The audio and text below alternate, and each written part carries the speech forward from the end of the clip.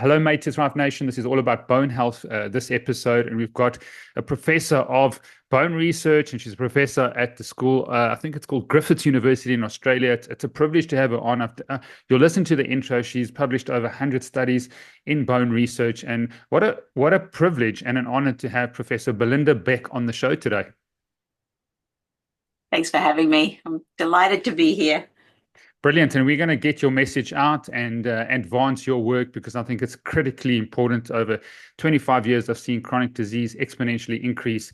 And bone health is at probably one of the top areas that I don't think people are spending enough time on. And also, hopefully, we can touch on muscle health because I think those two are inextricably linked. But just give us the state of bone health with regards to adults and then children, because if we look at cardiovascular disease, cancer, neurodegenerative conditions, and metabolic syndromes, the big four horsemen over the last 100 years, they've exponentially increased. What is happening to bone health worldwide in adults and children? Yeah, a similar sort of massive tsunami, if you like. Some people call it the silver tsunami because it's not necessarily that the rate is increasing, because there are some interventions that are beginning to sort of control fracture risk, but it's the fact that the population is aging. So there's just this enormous growth in the aging population, which, translates to an enormous growth in risk of osteoporosis and osteopenia. Brilliant. But what's happening to our children? 93% of Americans have what Oh, call they call it a disease of natural, outside disorder. They're not getting nearly enough times outside in the environment. They're getting less sun. We've been running functional labs for 18 years here. I've never seen vitamin D levels this low ever before. So with people not being outside, surely that's affected bone density in children. yeah. Well, it's difficult to know where exactly to lay the blame because as you say, it really is. Many of these conditions that you've talked about are sedentary diseases, and we know for whatever reason kids are more sedentary. It's a combination in many countries of, the draw of the screen, but also the concern about kids being snatched off the street, if they're playing outside with their friends. So there's a much heightened safety concern, but also then this obsession that kids love screens. Everybody loves screens. So the trick to building your bone bank is to making sure that you develop to your fullest genetic potential in bone mass, and that happens in basically the first 2 decades of your life. So if you miss that window of opportunity, you're not going to have the fullest bank. So when and if you begin to lose mass across life, you're starting from a much lower place. So yeah, many people do talk about osteoporosis as being a pediatric disease because that's the not enough deposits in the bank. I think this is crucially important. I want to emphasize that if you're listening out there and you've got children, and Belinda and myself were speaking just before we came online about our children, but you've got 20 years to ensure that they can get the best bone mass or bone density that they can, because that's going to be probably the top level that they can obtain.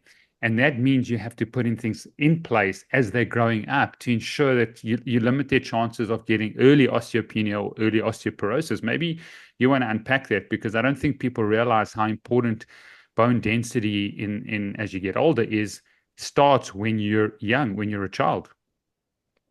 Yeah. Well, I mean, I suppose if we start at the grassroots, we can definitely say that genes do determine to the largest extent what bone that we will ever have. So you look to your parents and your grandparents to know what you're still going to look like when you're roughly their age. But I am a much more robust person than my mother because I was a much, much more active child and adult than she was.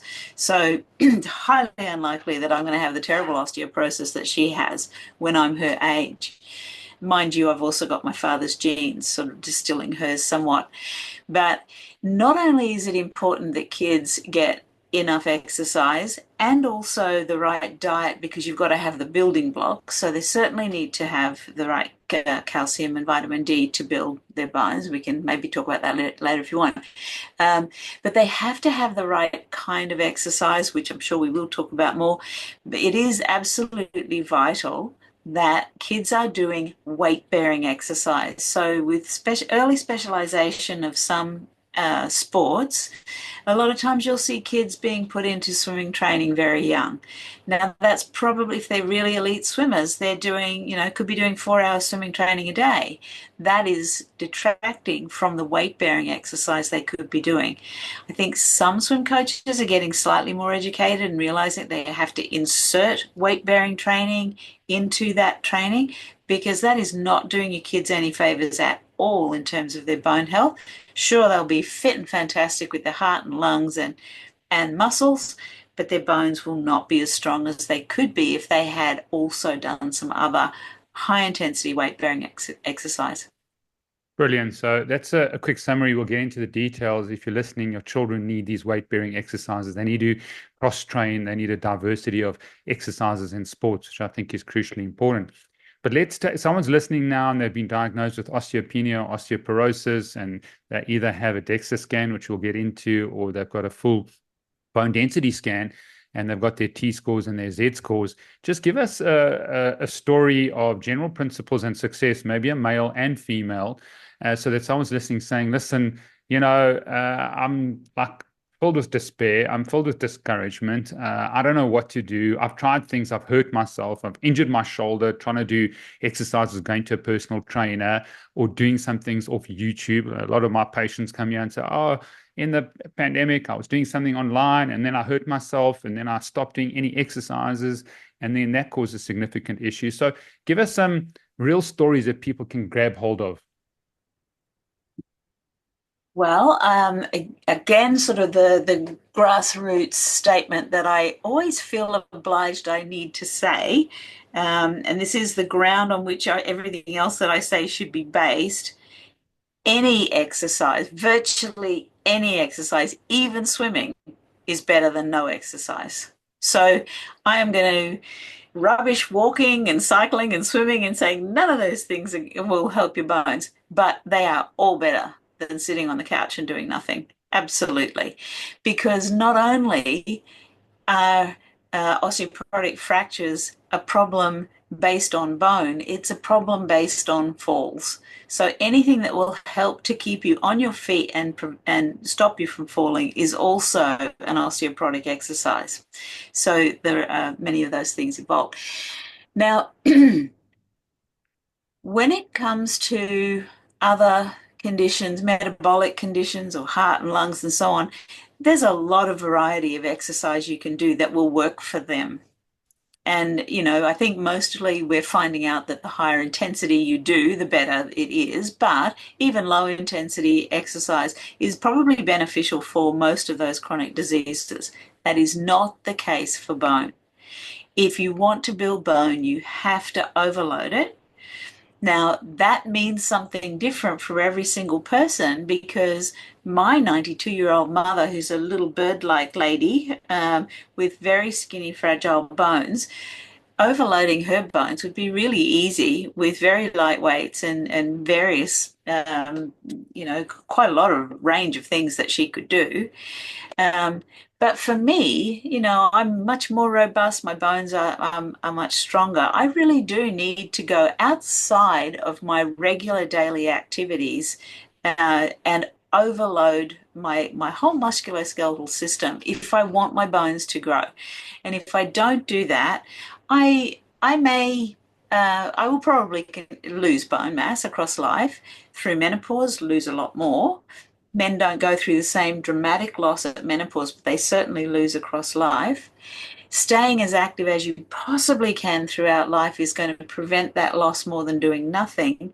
But just regular generic sort of exercise, even a generic gym routine, is probably the best you're going to do, is just maintain bone mass, which is better than not doing anything, because it will stop you dropping Mm. below maybe that fracture threshold. So I'm not sure that I'm answering your question specifically, but I guess the point is, for both men and women, both need to overload their bones consistently throughout life if they want to grow bone. Okay. So that's a general principle, but maybe just say, I had a female patient come through, or female client come through, their T scores were this, their Z scores were this. They went through my program, and this is what happened in 3 months, 6 months, 9 months. This is what they maintained. And then just take it through in terms of the male archetype or avatar, because people are empowered that listen to the show, have done the T scores, the Z scores, but they don't see the improvement, or they just don't see they don't have hope that they can improve it. Right. Yes. So, if somebody was to come to our facility, to the Bone Clinic, where we specialize in exercise for bone health, they would be fully supervised with this real specialized exercise. So the COVID effect, if you like, the going and doing crazy exercise on your own, because watching a YouTube video doesn't happen, because we're watching their technique, keeping a close eye on them. If they come in with lower than average bone mass and they do our program, what you've got to do it for about 12 months to really be able to detect a change. Bone is very slow adapting. They could, depending on the person, they could be to, add on average, between 3 to 4% of bone a year. Now, that is highly varied. It's all kinds of things that influence whether or not you're going to grow bone and how much you grow. But the principle of initial values definitely applies. And this is actually one of the cool things. The lower you are, the more you're likely to respond. So this is based on Wilf's law. Bone will adapt in order to best withstand the loads that are put on it. So somebody with a very light bone is going to bend more if somebody puts the same load on as another person, which means that's going to be a stronger stimulus. So this is really great. The people who are very low absolutely have the opportunity to grow, and they're probably going to grow more bone than the people who are very robust, such as an Olympic lifter. They've already been loading their bones. Your bones know that they don't need to continue getting bigger if they can already tolerate the habitual loading. So that sort of gives you some idea of what you can expect depending on where you begin. Okay, so 3-4% per year. So over 5 years, you can probably add like 15% or 12 to 15%. You In terms absolutely of. can. I have examples of people who do that. On the other hand, there are some people who don't, and that would be for example, some of you may be aware of the drug Prolia, which is an injection that you have every 6 months for osteoporosis. It is pretty effective at improving bone mass. The problem with it is when you come off it, there's a rapid rebound effect. You lose bone very, very rapidly, and your risk of fractures actually increases. So if somebody comes to do our program and they go off Prolia simultaneously, then they're unlikely to grow as much bone, because we're fighting against this effect, this rebound effect. And having said that, it's really fabulous to see that some of those people in those situations are actually being rescued by our heavy lifting program. So we haven't been able to actually do a clinical trial on that yet, because, well, there's a whole bunch of reasons why we can't do that trial. But it's really encouraging for people who, for some reason, don't want to stay on meds, and it may be because of side effects. Okay.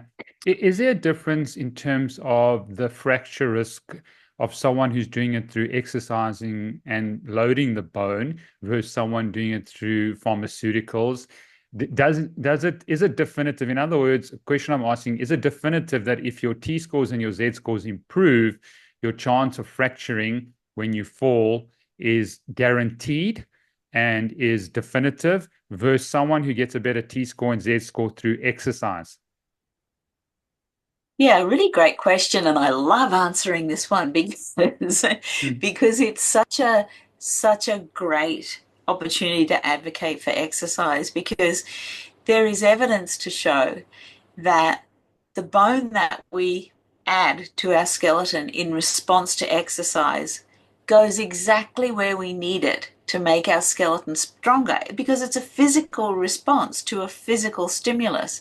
Whereas the bone that you add on in response to a medication is more systemic. There's nothing driving exactly where it's going to go on. So you absolutely are going to be at a lower risk of fracture if you gain more bone through meds or through exercise. But not only is the exercise improvement more targeted, but you've also got that effect on muscle and balance. So you're also preventing falls. So if exercise is like this wonderful little package of therapy that I personally think outstrips the benefits of the meds by a long shot. And I am not somebody who discourages people from meds. I think there's a place for them. What I am is an advocate for exercise, because I think the power of it is very under recognized in the medical community. And the assumption is that meds will be better. But in actual fact, I think for many people that is not the case. And have you seen if they exercise and take the meds, when they come off the meds for whatever reason, they don't lose as much bone as if they're not exercising and just come off the meds? Yeah, that's right. That's exactly what happens. It just, because the bone is still feeling this, or it's sensing the load that is being placed on it through exercise. So it's still getting the stimulus and going, oh, well, I do need to be bigger and stronger because of Wolff's Law. Okay. Let's maybe define what osteoporosis is and what osteopenia is, and then maybe the definitions of a T-score and a Z-score for people listening out there, and when it becomes very problematic, because I think what's happening is, from my standpoint, is people are doing their bone densities or their DEXA scans too late, and then it becomes a reactive process instead of a proactive process. So let's start with those definitions, Prof. Sure. So osteoporosis is actually a fracture definition. That is, you have it's a condition of lower than normal bone mass that increases your risk of fracture. So that's the generic sort of definition that applies both to osteopenia and osteoporosis. But of course, to be able to see what condition whether your bones are low, we have to scan. And so you have a bone density scan on a DEXA, a dual energy X-ray absorptiometer. Having a scan on one of those machines actually produces a value of bone mineral density. So this is what we measure because we can. And it provides an index of your bone mass, even though it's a measure of the bone density. And that's because it's an X-ray and it detects the mineral in the bone. So if you've got more mineral, it means that you've got more bone. That's sort of how the technology works. It also means it's slightly flawed because it is not a direct measure of bone mass. And it's why there are different, it's not perfect, put it that way, but it's what we've got. Now, when you have your scan and the machine detects your bone mineral density, it then plots your score against a reference database of people who are like you. So if you're a woman, your score will be compared to that of a big database of other women, and normally it should be against, if it's a white woman, it would be compared against white women. Now, not to go down too much of a rabbit hole, but there are some people who believe that everybody should be compared to the white female, whether they're black or male, should all be, but there are different, beliefs about that. So just assume that your score is being plotted against all of the scores of everybody who has been scanned and put into this reference database. Now, assume that you are age 50. And so your score would be plotted along the x-axis of the plot that comes out of the machine is age. So if you look at the plot itself, you'll see your dot is just above age 50. Now, on the y-axis is bone mineral density, so where you lie in respect to everybody else. Across the scan will be some different colors. If it's red, that designates that if your dot falls in the red, you have osteoporosis. And then there's probably a yellow zone, and that would mean that you have osteopenia. And then there'll be a green zone, which means that you're normal or average. That is based on a standard deviation of your score from what's referred to as the young normal. So this is somebody, if you go all the way to the left of that plot, down to age 20, basically, for somebody age 20, same sex and race as you, where your score lies in relation to the average of that population. And that would be your T-score. So it's a standard deviation. If at any stage in your life, whether you're 20 or whether you're 100, if your T-score is -1, that means you are one standard deviation below the average of the young normal for that score. And anything between -1 and -2.5 is osteopenic. Anything that's -2.5 or lower is osteoporotic. And that's how they diagnose osteopenia or osteoporosis from having a bone scan, even though it is a fracture definition.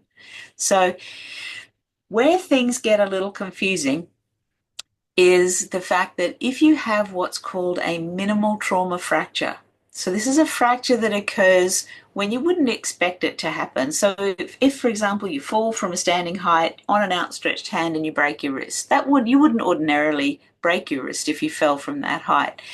So that's considered to be minimal trauma.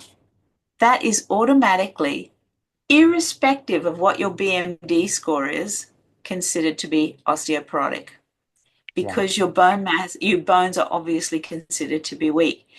And the reason why that's important is because most fractures occur in the osteopenic population purely by virtue of the fact that that's where most people are. So if you think of the bell curve distribution of BMD, there are way more people who are osteopenic than osteoporotic. So that's where most of the fractures happen. There's fewer people in the osteoporotic range, even though they're more at risk because they've got lower bone mass. There are fewer fractures in that range. Wow. So it's a very complex kind of a situation. And I guess my take-home message, the reason why I'm emphasizing that is, if you do have a BMD score that is osteopenic, don't let your doctor say you're fine, because you are still at risk of increased risk of fracture, and now is the time to do something about it rather than waiting till you're much, much worse and you've already had a fracture. Brilliant. So if you're listening out there and you're osteopenic and you're in that range of -1 to -2.25, then make sure that you put something in place. And obviously, if you had a good functional medicine doc, I think getting a DEXA scan early is crucially important to be proactive and preventative and personal and performance enhancing, what we call medicine 4.0 here at Mate to Thrive. But then so that would be the T-score, the Z-score. So the Z-score, instead of comparing your score to a young normal, you would just go straight up the plot and see where your score lies in relation to someone your age. So that will give you, well, you know, as you look at, there is actually marked on that plot, there's a line that shows how where the average is, and your Z-score is your standard deviation from somebody your age, from that normal line, that average line. I shouldn't say normal. Now, are they reassessing the T-score and the Z-score? I mean, how many 20-year-olds are having full bone density scans? Because what I've seen is there's been a change in the ranges. For example, GGT, a liver enzyme that's crucially important. When I started 18, 20 years ago looking at functional labs, for most people, especially men, you needed to be under 40. Now, because of the sample group is not nearly as healthy as it used to be, now under 60 is considered okay or normal, not optimal. So is this happening the same with, you know, your range of 20-year-olds? Because I mean, how many people at 20 are getting the scan done and their scores might not nearly be as good as 40 or 50 years ago. No, as far as I'm aware, then that's not happening. It's there are different databases though. So in the US, the NHANES reference data set is what is used in all of their DEXs, and there are at least 3 different kinds of DEXs. In Australia, we also have the NHANES available to us, but another data set was collected in Geelong in Australia because Australians are not identical to Americans, and so we do our referencing to the Geelong data set in Australia. I'm not sure if there is the same sort of thing in South Africa, but I would say most people for many years at least used NHANES. Okay, And good. they update every so often, but they haven't for years. Okay. I'm just going to show on the screen, I'm going to get to my DEXA scan that I did because I think that's crucially important. It's recently become more popular in South Africa because DEXA wasn't available easily here. So they give you an overall, which is quite interesting, an overall bone uh, T-score of like, I don't know, you can see that like 130. And then they say it's excellent. They put you on the green. And then it's a Z score there, the same figure. And then they look at skeleton and they give you an overall amount of bone mass. And then it goes total body, trunk, head, arms, legs, and gives you a color, ribs, spine, and pelvis, and giving you these scores. Is DEXA just from an accuracy perspective and from an early detection and data point perspective, a good place for people to start, even if they say 40 or 30, or what age do you recommend doing a DEXA scan to get just an overall picture? Yeah, it's a really good question, and uh, I don't think anybody really knows the answer. I suppose a good place to start would be to say DEXA does have measurement error. So there can be between 1 and 2% of measurement error uh, at each of the scans around the body. Certainly for whole body, there's probably a little more than that. But spine and hip is probably about that amount. And also between DEXAs, there is a difference. So if you had a hologic scan and a lunar scan, you wouldn't get the exact same values. It would be ballpark.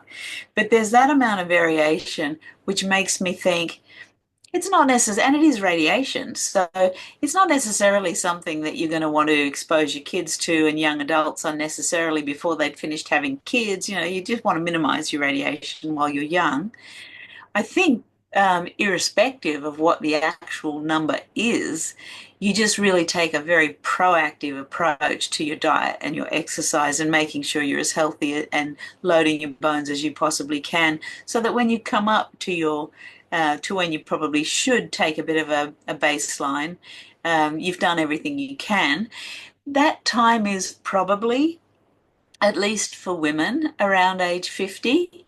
Just, pre-menopause is probably a good time to have your baseline so that you can see how much menopause has affected your bones, because for people who don't know, estrogen is highly protective of bone, because it clamps the osteoclasts and stops them resorbing quite so much bone.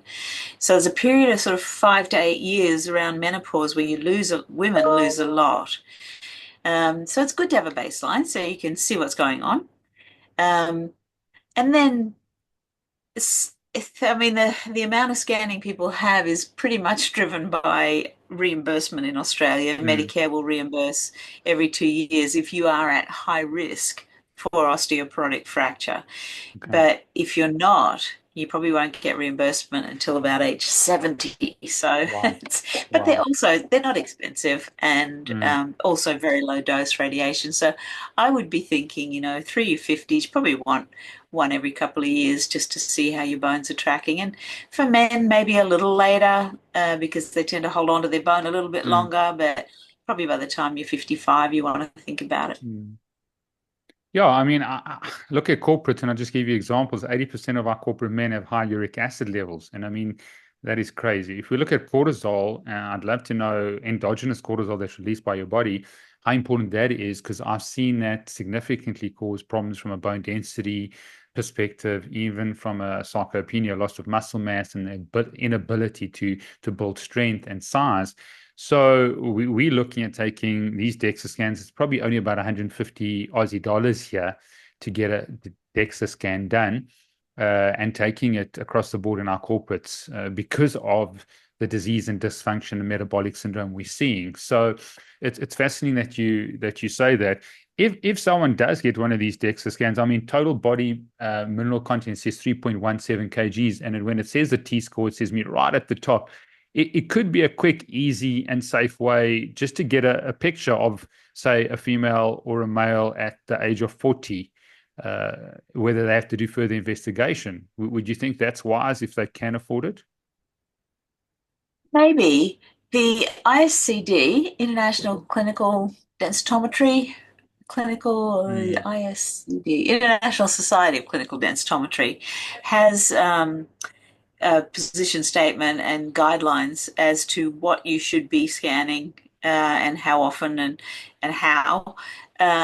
And they normally say that whole body should not be used for a measure of BMD, and really the sites that you should use would be spine and hip.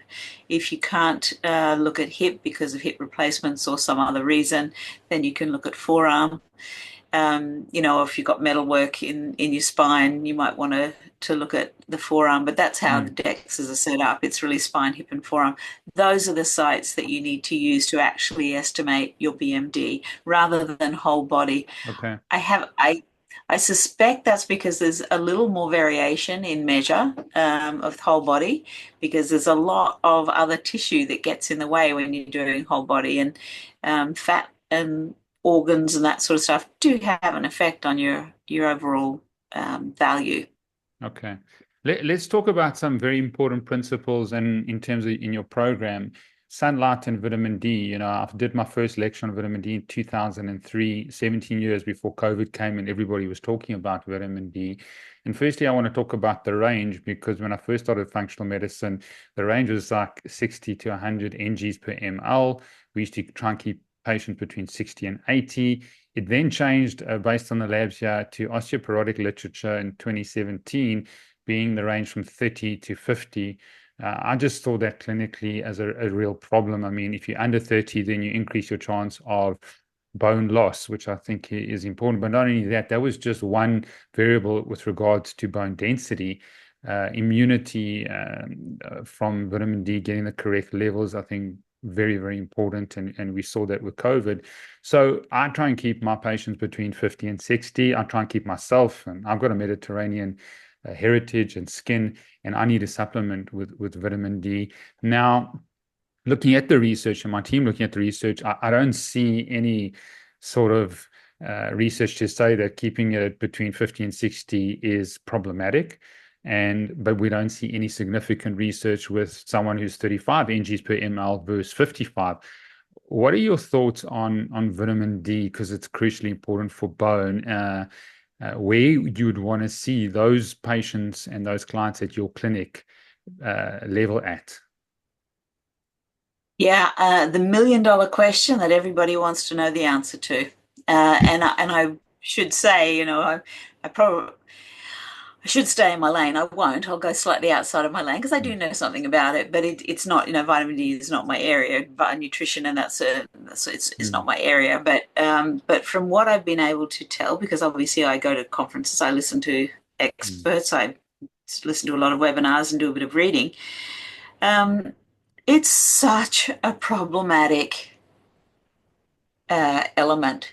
So, and there are so many little air facts, I call them, that we don't know for certain many things.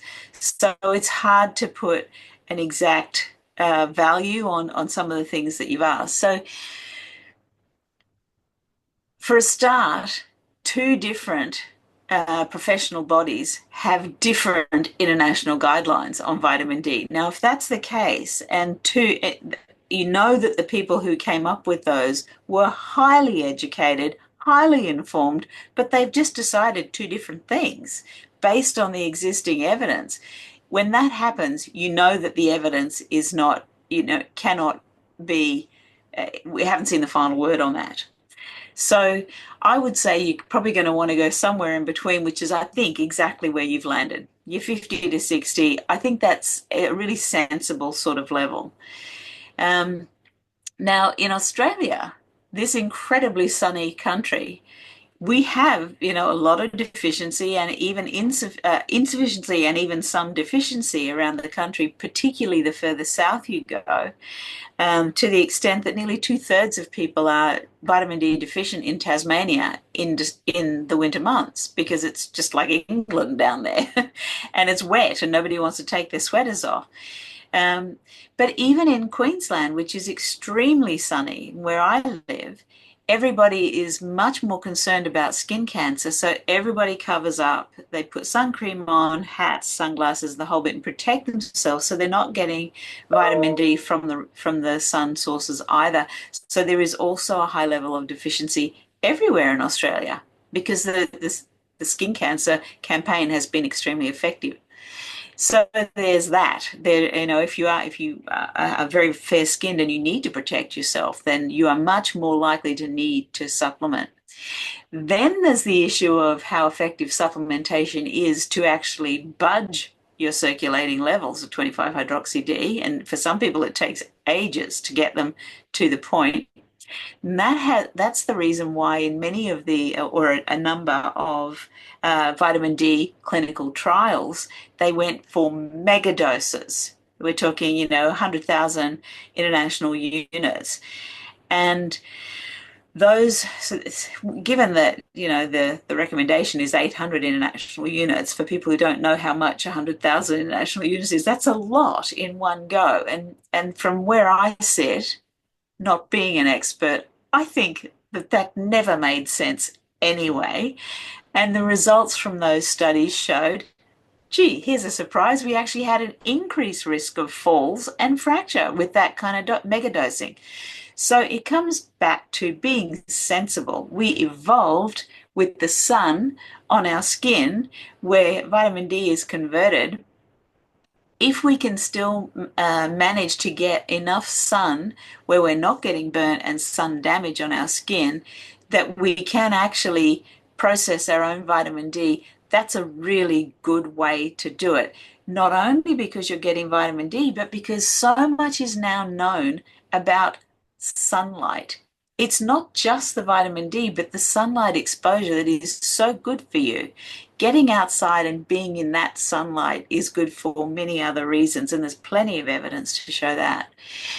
The reason why I think the sun is such a good option is because if you're looking at food sources of vitamin D, we're looking at butter, eggs, red meat, all of the things that we're being told not to eat very much of. So if you have problems in the sun, very, very fair, you don't want to spend too much time in the sun, then you are absolutely looking at supplementation.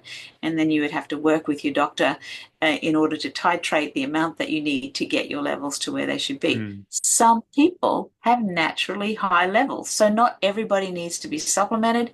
And the last little F fact I'll give you is the fact that the assays for vitamin D are horrible. One day you'll get one number, and the very next day in a different assay you could get a different number. So again, focusing too much on the measure may not be that productive.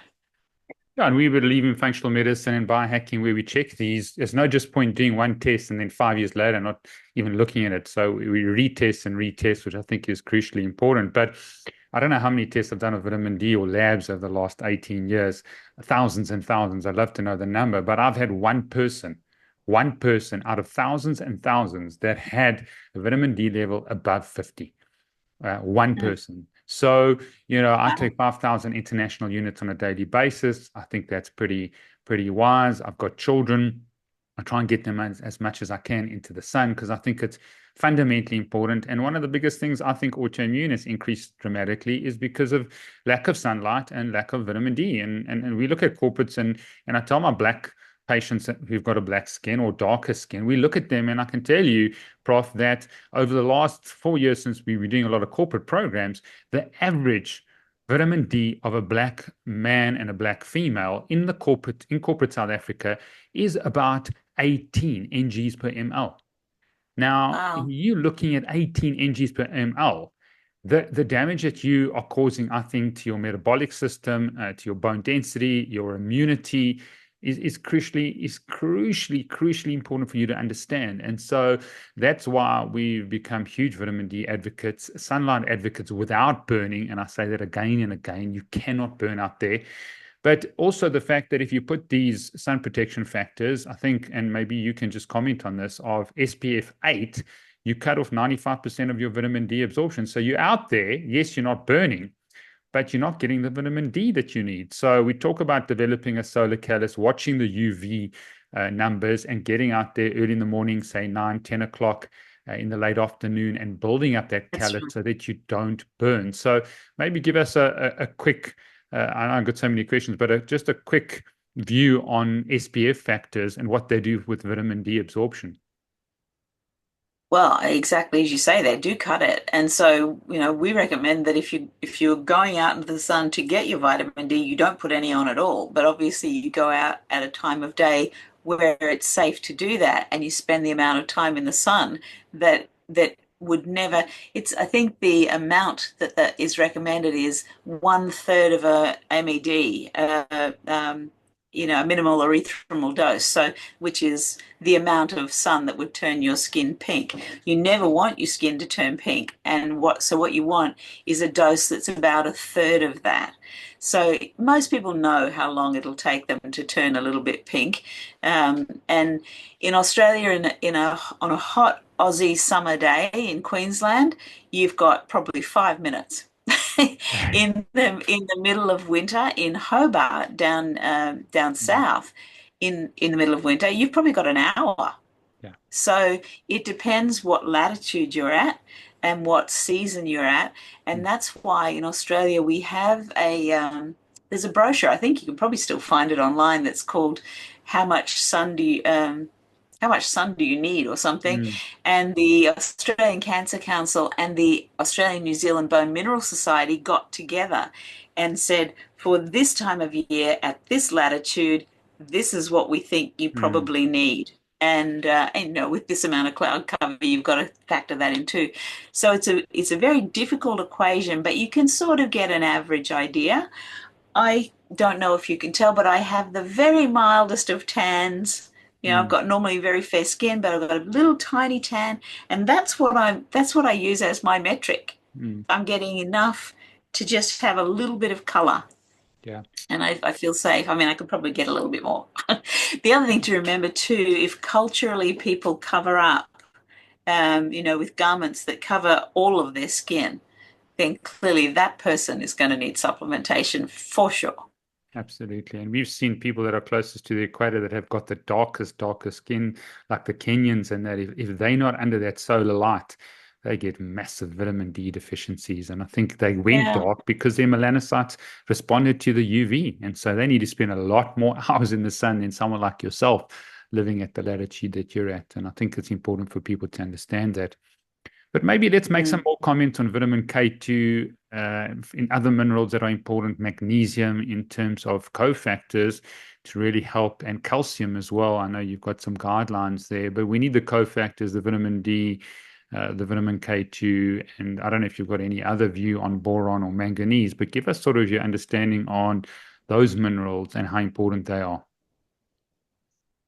Well, in this respect, I definitely will stay in my lane because this is getting into the minutia where I don't do any kind of research and very little Mm. reading. But I have recently listened to a couple of fabulous talks and taken some really good notes from Sandra Uliano.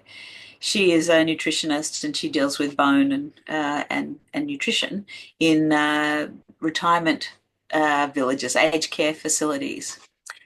So, of course, calcium is of fundamental importance to the skeleton because it's the primary mineral in bone. You know, calcium phosphate is that crystal that forms, that gives bone its rigidity.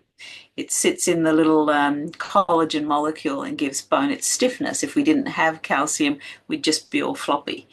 So what we call the micronutrients, the vitamin K's and the borons and the magnesium and so on, they also exist in bone, but in far, far smaller quantities. That doesn't mean they're not important, but the evidence is not strong that supplementation is actually going to have any effect.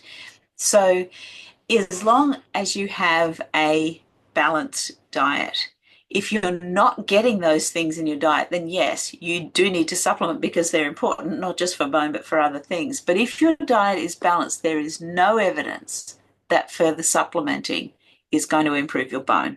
Absolutely zero evidence.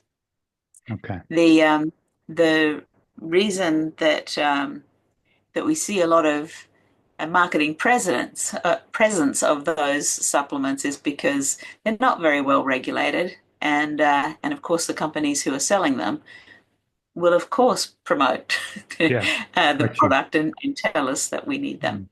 So what I'm hearing is calcium's the most important. The vitamin D, crucially important. The rest, you just got to be well aware to work with a physician or make sure that you eat a balanced diet. Something that's happened more and more with my patients is dairy intolerances, casein, and both lactose. Now, that can cause a problem with calcium. What do your patients do or your clients do that don't do dairy with regards to calcium? Yeah, if it is, I should just, before we move on, I should say that most of those other micronutrients can be actually found, most of them, in green leafy vegetables. Mm-hmm. So if you're having plenty of that, you're probably taking care of all those other micronutrients. When it comes to spinach, if you want to be able to absorb some of the goodies out of it, you probably do need to cook it. So don't always eat your spinach raw. Now, in terms of dairy, we certainly are dairy advocates because it is the most abundant source of calcium and it's the most bioavailable. So there's plenty of calcium in other things, but most of the vegetable sources, plant-based sources, are not nearly as absorbable as dairy.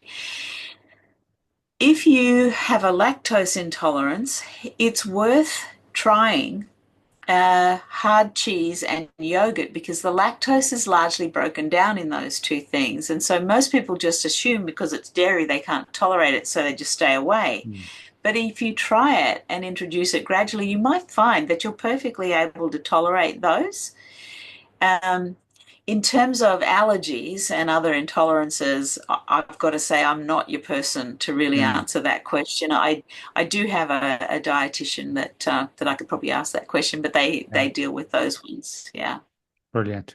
Okay, so let's go into exercise, which is the most important from what I'm hearing to load correctly.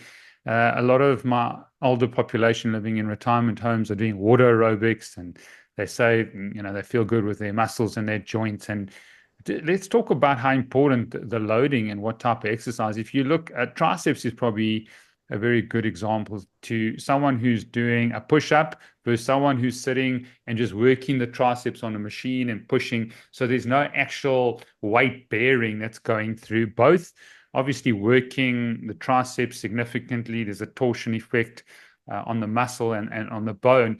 What is the crucially important exercise with regards to bone density and improving bone density? Because from my understanding, and I did physiology many, many years ago, there needs to be weight bearing on the joints, which is crucially important. Yeah, and I would agree. And I would add to that, just for reasons of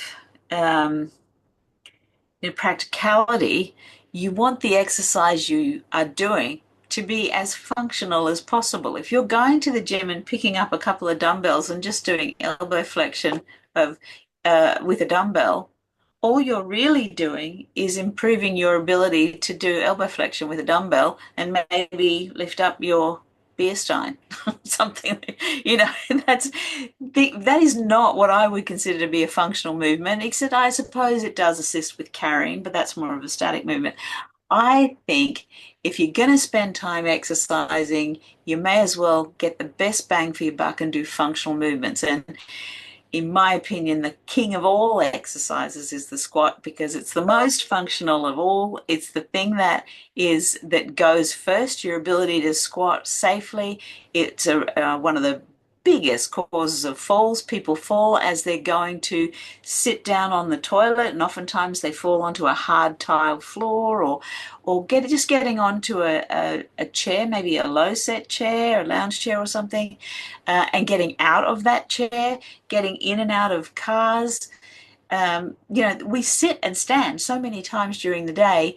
It's good if you can do it safely. If you're one of those people who has to, in order to sit down, hold on to something to lower yourself, then you are not strong enough for life. And if you are one of those people who needs to push themselves out of a chair by using the arms, you are not strong enough for life. You need to be able to have enough strength in your lower extremity to get up and down onto something without using your arms. So that's why I say squats are, functional. They're the king exercise, and I think that's I give you that one for free. I can't. But you can't do it. And we'll just talk about it. I know that we spoke about your program, but you can't just do air squats. You need weights. You need to be carrying weights and pushing through in terms of, or can you just do high repetitions, and that's going to be enough torsion or tension on the bone? Well, again, when you think about the range of people in the world, for example, my 92-year-old mother, who has skinny little legs and terrible sarcopenia, that is somebody who would absolutely benefit from doing 10 bodyweight squats morning and night, because it's more than she's currently doing. However, if you're like me, I can easily sit down and get up out of a chair not using my arms. If I want to improve that strength, then I absolutely are going to have to get some load on that.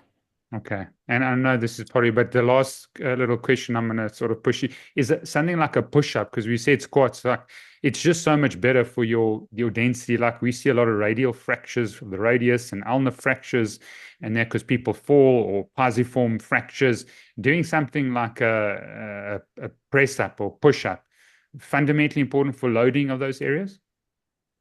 Yeah, that's probably quite a good exercise. It's not on your feet, though. I've got a real bee in my bonnet about getting people on their feet, always exercising on their feet. The one thing to remember when you are doing lifts that require you to hold on to a bar, you are actually loading your upper extremity, and just the process of gripping is working your forearm. So that is beneficial. But I would agree with you. I would definitely say a press up, just doing a push-up is going to be better for you than just doing an isolated sort of triceps extension or elbow extension. Okay, we're coming to the end of the Because show, when you but think about it, yeah, sorry, no, go for it. I Please was going finish. to say, around the shoulder, you've got so many muscles that have to hold the head of the humerus into the scapula. So by doing your press up, you're working them as well, and that, as you would know, there's just an epidemic of terrible shoulders, in the older age group. So that's another way to help. Yeah. Just corticosteroids, we've seen so many people use cortisone and causing significant issues, or any other pharmaceuticals that people need to be aware of.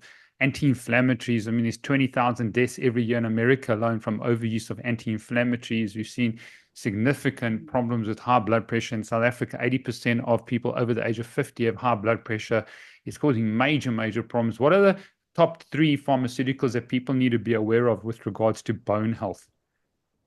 Definitely steroids. That is in a whole league of its own for how bad they are for bone. And if somebody's on, I'm not sure, I'm assuming that you guys call it prednisone in South Africa.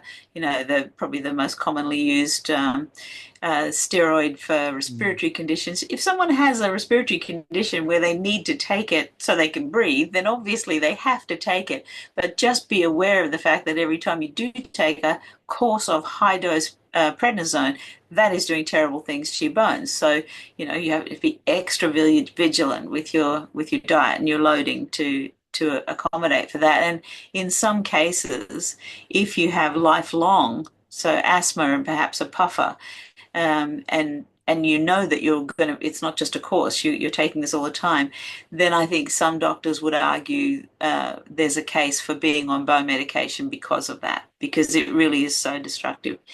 Now, I would say the next worst is going to be aromatase inhibitors for breast cancer, or the equivalent for prostate cancer. These cancer drugs are horrible for bone. And we see people come into the clinic because they've had breast cancer, they've survived, but it's destroyed their bones. And luckily, the kind of loading that we're doing is helping them get their bones back. So they don't feel like they've been ruined because they had to fight this horrible disease. So chemo's terrible for bone. I think there's quite a distance between other drugs that are bad for bone and those two groups, so those two classes of drugs. There is some evidence that the NSAIDs are not great for bone healing. So, if somebody has a fracture, then you're probably best not to be on the non-steroidal anti-inflammatories. And we also tell athletes that if they have a stress fracture, you're better off going with an acetaminophen or something for pain if you need it. Okay, brilliant. Well, if you want to just leave one message of hope, you're the director of a bone clinic in Australia, and you've done incredible work in this area. And I think it's crucially important for people that listen to the show that are physicians and patients. What is your last message of hope for people in terms of their bone health? Never think that there's nothing you can do about it. There absolutely is hope. If you have low bone mass, you absolutely can increase it. Doesn't matter how old you are, what sex you are, what stage of menopause you are, you absolutely can reduce your risk of fracture by doing the right kind of exercise. And, for example, the exercise that we do at the Bone Clinic. And, that it has to be the right kind. That means heavy, high intensity, which means you need to be supervised. But if you do that and you do it consistently and you really work at it, you absolutely can grow bone mass, and better still, you'll prevent falls, so you're much less likely to fracture anyway. So there really isn't a downside to the bone exercise approach. Brilliant. Well, Professor Belinda Beck, I just want to declare favor and blessing over you, that your calling, that your work would just advance. You're helping many, many people. You've studied this, you're passionate about it, and you want to see change in people's lives. And that's what we want to do at Made to Thrive, to firstly, really move them towards health, wellness, and then performance. Because as we get older, I think, I've just seen from my older population, people just write them off. And I just think as you get older, you can stay strong. There's no reason why your bones can't stay strong mentally. And cognitive wise, you can be sharp as well. So thank you so much. That's my absolute pleasure.